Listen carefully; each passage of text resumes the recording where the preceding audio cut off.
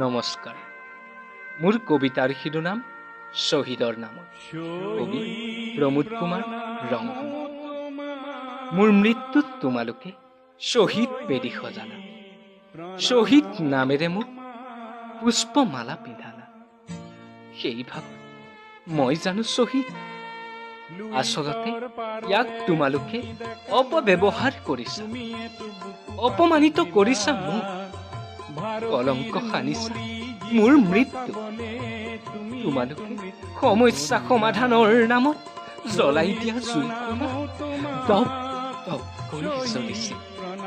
সেই জুই মৃত্যু, সেই মৃত্যুক তোমালোকে নাম দিলা অপৰাজেয়, অন্যান্য। কাৰ বাবে সেই মৃত্যু?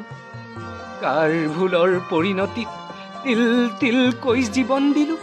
ইয়াকো বিশেষ বিশেষণেৰে বিভূষিত কৰি দহৰ বাবে, জাতিৰ বাবে, দেশৰ বাবে।